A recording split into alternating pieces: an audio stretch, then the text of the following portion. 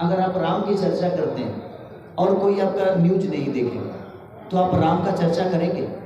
नहीं करेंगे। तो कोई भी दुनिया का आदमी जब बेहतर करता है तो आप सबका भी दायित्व बनता है, क्योंकि जितना बेहतर लिखेंगे इसके लिए उतना ही बेहतर लोगों को समझ में आएगा। क्योंकि खेसारी को अगर करोड़ों लोग चाहते हैं तो उसमें से आप ही हैं, और आपका भी फैन फॉलोइंग है, आपकी भी व्यूअर है, आपके भी चैनल पे दुनिया सपोर्ट करती है, तब आप इतना बड़े हो गए। तो मेरे कहने का मतलब कि छोटा छोटा अगर बड़े जुड़ जाए तो बहुत बड़ी चीज़ हो सकती है। इसीलिए हम लोगों ने कोशिश की है। इस संघर्ष को सिर्फ हम लोगों ने इंडिया में नहीं बल्कि विदेशों तक सिर्फ इसलिए किया ताकि हम हिंदी फिल्मों में देखते हैं, साउथ की फिल्मों में देखते हैं कि बड़े कैनवास पे चीज़ें होती हैं। ऐसा बताता हूँ, हम लोग बीच समंदर में शूट कर रहे थे, इनको कपड़ा चेंज करना था और एक टापू था जिसमें कांटे वाले जंगल थे, उसमें घुस नहीं सकता था आदमी, लेकिन इस एक्टर ने वहाँ जाकर कपड़ा चेंज किया। उस दिन से मैं इनका सम्मान मेरे मन में बहुत बढ़ गया और ये बात सबने देखी कि उस कांटों में जाकर भी ये लड़की कपड़ा चेंज करके होटल नहीं गए। तो एक कलाकार अपने काम को आप सबके मनोरंजन के लिए इतना मेहनत करता है, तो मैं यही कहूँगा आप सबसे कि प्लीज़ आप लोग संघर्ष 2 जैसे सिनेमा को इतना प्यार और आशीर्वाद और अपनी भाषा से अपने न्यूज़ के थ्रू लोगों तक ऐसी मैसेज पहुंचाइए, क्योंकि ये सिर्फ मेरे बच्चों की बात नहीं है, ये हिंदुस्तान के हर उस बच्चे का कहानी है जो अपने पिता और माँ से दूर होकर मोबाइल को अहमियत देने लगा है, वो मोबाइल से कनेक्ट हो गया है। तो इसलिए हम लोगों ने इस सिनेमा को किया है ताकि हमारे बच्चे मोबाइल से दूर हो जाएं और हमारे पास रहें, ताकि वो आने वाले भविष्य में, आज हम जवान हैं तो ठीक है, हमें चीज़ें समझ में नहीं आती, लेकिन जब हम बुजुर्ग हो जाएंगे तो यही सारी चीज़ें, यही बचपन, यही चीज़ें हमारे बच्चों के दिमाग में रहेगी कि पापा हमें कितना प्यार करते थे यार। नहीं तो वो टेक्नोलॉजी की तरफ जाएगा, उसकी ख्वाहिशों को पूरा करिए आप। हम मोबाइल देते हैं, वो गूगल से 1 मिनट में जो चीज़ मांगता है उससे मिल जाती है, तो आप कोशिश करिए कि वो आपसे मांगे, गूगल से नहीं मांगे। उसको खेलना है तो वो खिलौना आपसे मांगे, गूगल से नहीं। तो ज़िंदगी में इसीलिए हम लोगों ने संघर्ष 2 को बनाया ताकि हमारे बच्चों का भविष्य, क्योंकि मैं अपने घर में देखा तो मुझे लगा कि नहीं, हमें इस बेस पे काम करना चाहिए। और फिर हम लोगों ने रत्नाकर सर को सलाह दिया, फिर पराग पाटिल जी से हम लोगों ने सबने मिलकर, लेकिन ये बिग बजट की फिल्म थी तो कोई प्रोड्यूसर हाथ नहीं लगा रहा था, तो फिर हम लोगों ने अप्रोच सर को किया और सर ने बोला कि नहीं, जहाँ हमारे देश के भविष्य के बच्चों के भविष्य का सवाल है, वहाँ अगर 2-4-5 करोड़ रुपये डूब भी जाएगा तो हम लगा देंगे बाबू, लेकिन आप लोग ईमानदारी से काम करिए। इसलिए हम लोगों ने किया है। तो मैं सब आप सबसे यही रिक्वेस्ट करूँगा, इसीलिए मैंने इस सिनेमा को करने में अपने जान तक का परवाह नहीं किया। 30,000 गहरा वो पानी था समुद्र में, और मैंने आज तक वो डिस्ट्रिक्ट का होता है वो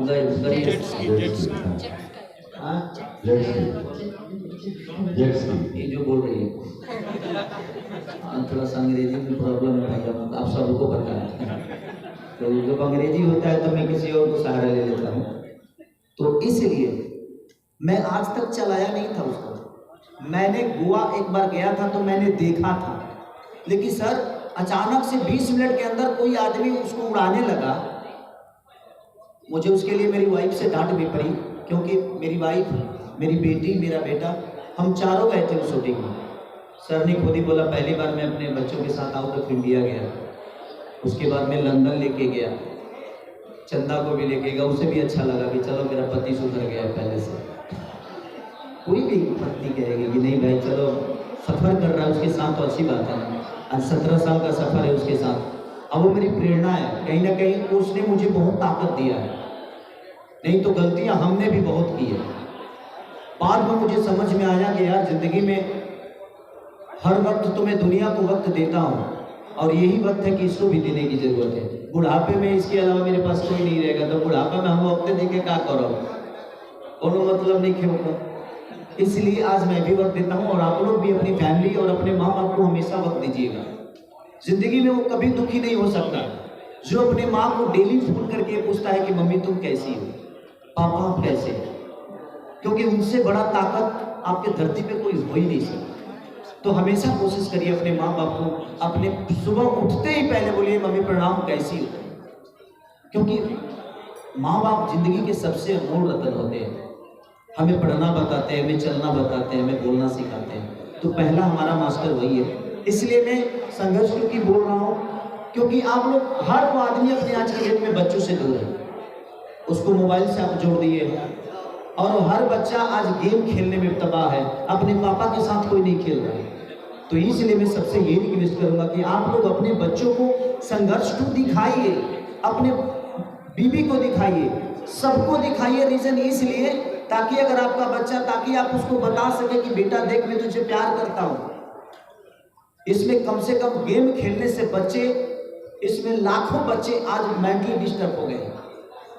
कहीं ना कहीं उनको गेम के तहत वो चाहते हैं कि कई सारे बच्चे छत से कूद जाते हैं गेम के तहत, कई बच्चे अपने माँ बाप का कत्ल कर देते हैं सिर्फ मोबाइल का देने। हम इसीलिए ये सारे मुद्दे के साथ इस सिनेमा को बनाए हैं और पराग जी ने बहुत अच्छा डायरेक्शन, इनका तो जवाब ही नहीं। इन्होंने मेरे साथ जितने भी फिल्म की है सारी सुपरहिट हैं, चाहे वो संघर्ष 1 से हमारी शुरुआत हुई इनकी, उसके बाद लिट्टी चोखा, आशिकी, संघर्ष 2, तो लगातार अभी गॉडफादर इन्होंने मेरे साथ बनाई, तो लगातार अभी राजा राम करने जा रहे हैं। तो कहीं ना कहीं हम लोगों ने बेहतर सिनेमा के साथ अपने जीवन को चलाने की कोशिश की है। अगर आप सबका सपोर्ट नहीं मिलेगा तो हम कितना भी कुछ कर लेंगे, हम सफल नहीं हो पाएंगे। इसलिए मैं कह रहा हूँ कि जिस तरह आज साउथ के लोग अपने भाषा के लिए, देखिए हमारा भाषा, हर मीडिया के लोग ये बोलते हैं कि हमारा भाषा इतना प्यारा है, तो अगर अपना भाषा इतना प्यारा है तो उस भाषा के लिए हमें वक्त तो देना पड़ेगा ना।